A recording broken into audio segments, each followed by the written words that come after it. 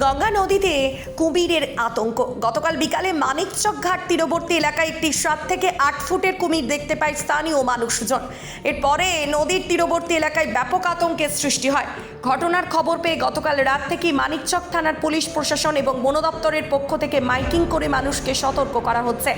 মঙ্গলবার মানিকচক থানার পুলিশ এবং বন দপ্তরের আধিকারিক ও কর্মীরা মানিকচক ঘাটে মাঝি এবং নদীতে স্নান করতে আসা মানুষদের সতর্ক করে কুমিরের বিষয়ে। পাশাপাশি নৌকাতে করে গঙ্গা নদীতে টহলদারি চালায় বন দপ্তরের কর্মীরা। নদীতে কুমির দেখা গেলে প্রয়োজনীয় সতর্কতা যাতে মেনে চলে সাধারণ মানুষজন এবং তৎক্ষণাৎ প্রশাসনের সহায়তা নেই সেই বিষয়ে এদিন বিভিন্ন রকমভাবে চেতন করা হয় সাধারণ মানুষজনকে। মঙ্গলবার দুপুর পর্যন্ত নদীতে দখলদারি চালালেও আর কুমিরকে দেখা যায়নি। বন দপ্তর সূত্রে খবর, কমিটি বিহারের দিক থেকে মানিকচকের দিকে এসেছে। গঙ্গা নদীতে কুমির থাকা এটা স্বাভাবিক বিষয়, মানুষকে কুমির থেকে সতর্ক। বন দপ্তরের কর্মীরা সমস্ত রকমভাবে তৎপর হয়ে রয়েছে এই বিষয়ে।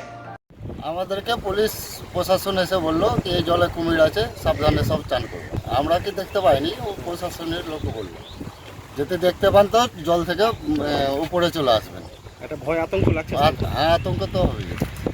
এই সামনে দেখলাম আমাদের মাছের গরু আছে, কুমির আছে।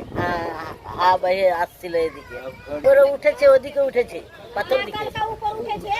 ভয় লাগবে না, সবাই এখন ভালো থেকে শেয়ার করছে না কালকার থেকে। আচ্ছা, আসছে লোটা নিয়ে, ঘটি নিয়ে, ডিবা নিয়ে শেয়ার করে যাচ্ছে।